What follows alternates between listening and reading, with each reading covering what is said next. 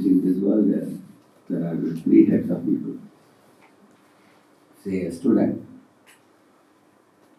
one may copy in the exams and somehow or other try to grab good marks without effort. Then there are students who just study few days before the exam. They collect notes from different students and purchase some ready-made books which give question answer type without properly understanding the subject. He just crams and vomits for the sake of exam. Then there are students who steadily study from the beginning of the year. Their goal is not just cram and vomit and get marks, but their goal is to properly understand the subject and digest it and become very good and expert in the subject. In the same manner, there are three types of religionists also. You can see there is Nastik, there is Astik, and there is Bhakta. Nastik is like the boy who copies in the exam. Because they don't want to follow the laws of God. They just want some shortcuts by which they can just enjoy the fruits without endeavoring. By hook or crook or by cheating. That is Nastik. He is taking the property of God, but he is not grateful for the gifts of God. He is actually discarding or rejecting the owner of everything. And naturally, a boy who copies is going to be punished by the teacher.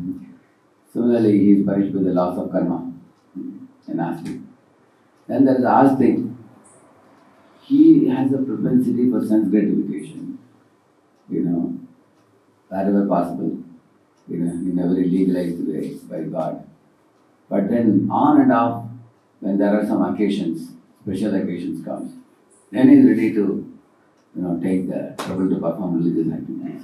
You will see that on this particular Tithi, Akshaya Tritiya, if you go to temple, your business will flourish. Then they will come on Akshaya Tritiya. Then there is Janmashtami day. Then the long queue of people coming to temple. So they are called seasonal devotees. Only in seasons you will see them.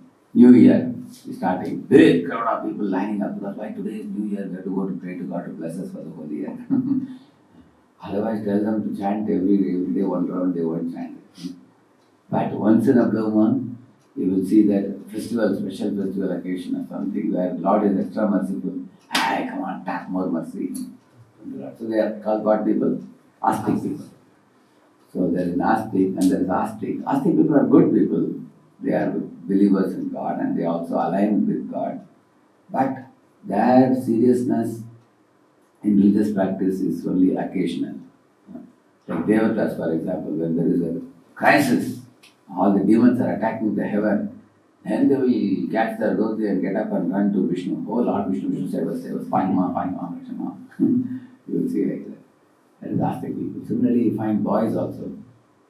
There are students, who are absolutely uninterested in Krishna consciousness. Even if you invite them, they will not even visit once also. They are Nastik. And the Astik boys, they like to come maybe once in a month or some special occasion. If you tell them there is a big feast available, nice kirtan and dancing, once in a while they won't mind visiting. Like Ramanavami day or Diwali day. Even they come and request can you put tikka for me also. They put tilak. On that particular day they will be willing to become extra religious in special occasion. And then the rest of the time they just want to enjoy life. Of course they won't enjoy the way Nastiks enjoy, but they will want to enjoy life in a pious way. But the Bhakta is totally different from Astik also. You will see, Bhakta is steady. Just like, for example, that there is a law of the school and law of the farm, they say.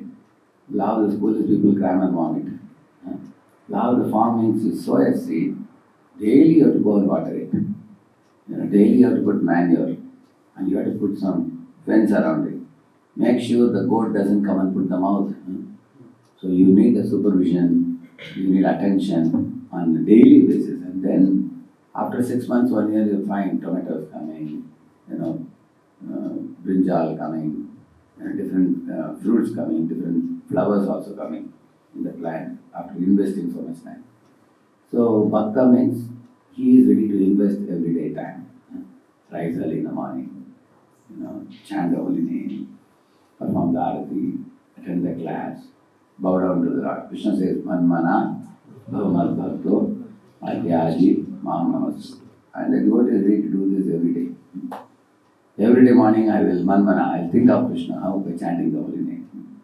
Mad Bhakto. Mad Bhakta means I will act like the devotee of God acts. I am not a pure devotee like Prabhupada.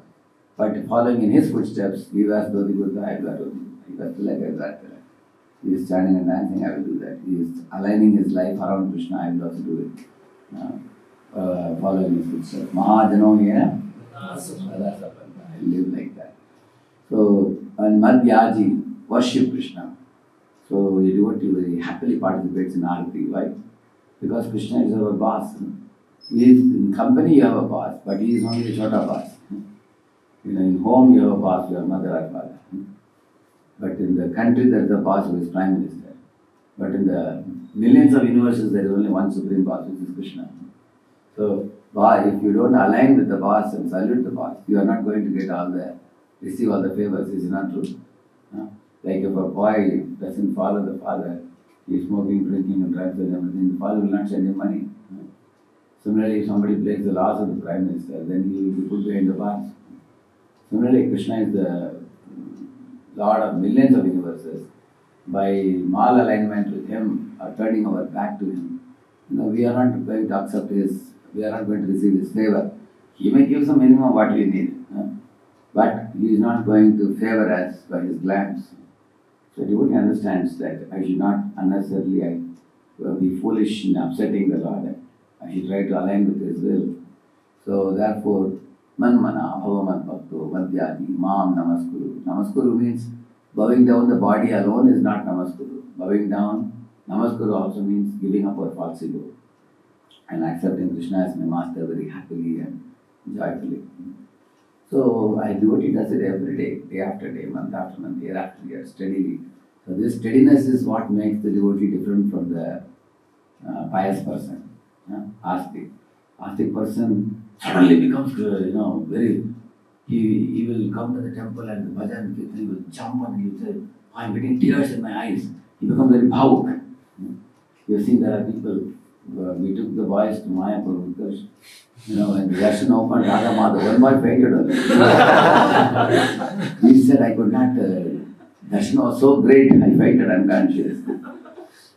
So sometimes people, Prabhupada used to call them as fast to cry, fast to dry. So they will be very enthusiastic for some time only. So we don't want that kind of short-lived enthusiasm. You have seen this flower pot in Diwali. It looks like this. You put a little fire, that's all over. So these people pious people are like that. But those who are devotees, we should be like a 10,000 wala. That it's long strip kind of thing. You put fire here, tup, tup, tup, slowly it starts. Tup, tup, tup, tup, tup, tup, tup, tup, just goes on for half an hour. You see that? So we have begun devotion service now. Till the last breath, you have to do that. Day after day, month after month, year after year. So in Bhakti Yoga, what makes you great is your steadiness, not your, occasional super enthusiasm. So it's only Radheshyam Maharaj, when he was asked who can be a counselor, Maharaj said, one who has shown his steadiness in peacefully but strictly and sincerely practicing devotion service for years together. And he doesn't just give up and go away. So many fellows have come and gone. We have seen. Come and jump up and down and run away, that's all. They don't have that steadiness. But those who are steady, and not just for 1 day or 2 days, years together, they only can experience substantial devotion in their hearts. And they only can attract the merciful glance of Krishna. And they will attract. For example, say you have to go to school like this, go straight and take right here to the school. But there is a hypotenuse, where you can directly go to school. But imagine on this road there is a bulldog sleeping on the way. And you go here, and then the dog will bounce upon you and bite you. So will you take the shortcut or will you take a long cut? Some of them are a little doubtful, I think. One boy may say that maybe the dog may be sleeping. It may be sleeping, but he can get up also. So devotees don't want shortcuts. Devotees are ready to take the long cut, which is more safe. In what sense is that the shortcuts are like copying in the exam and cramming and vomiting. Those are shortcuts. The long cut is study from the beginning of the year, day after day, month after month. Make it a practice to sincerely, steadily study. And then that's a correct route to go, not this kind of shortcuts. So either a sinful shortcut or a pious shortcut. Both shortcuts are no great. Because actually the sinful shortcut definitely brings forth bad reactions.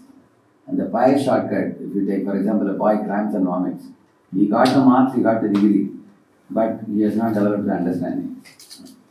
The boy who properly studies. So Lord understands these devotees are very famous for coming and praying to me, but they are nowhere near pure devotees.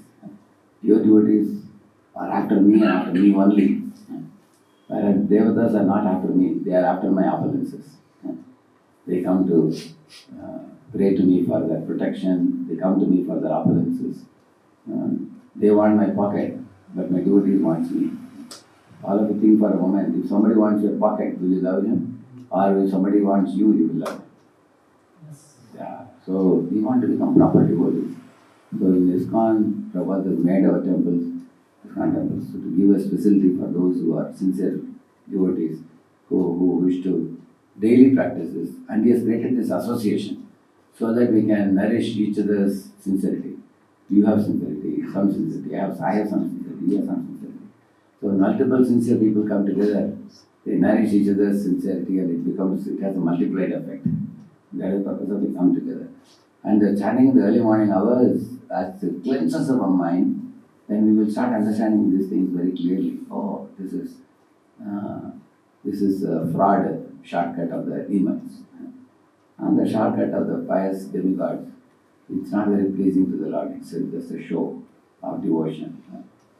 But devotion of the devotees, that is genuine because you can see their lifestyles. It is not just a show. And they have been doing this devotion for studying for long period of time. This is their heart. This is where their heart is. This is where their happiness is. This is where their convictions are. So then even Lord is touched by such devotion. So Shiv Radharani is the topmost devotee.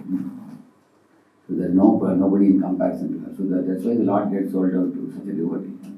And he bows his crown, puts his crown on her feet, and bows down because of such a devotion. And we as tiny souls, we can do the same type of devotion in our own tiny way. She has a oceanic devotion and we can have a tiny devotion. And that is why when we chant Hare Krishna, first we call whose name?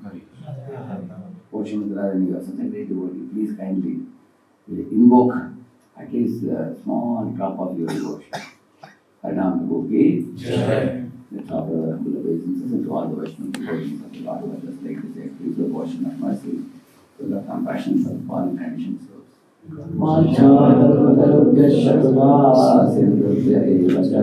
Patikanam pavanebhyo vaishnavebhyo namo namaha. Ananta Koti Vaishnava Vrinda ki Jai. Vaishnava Thakur Srila Prabhupada ki Jai. Namacharya Haridas Thakur ki Jai.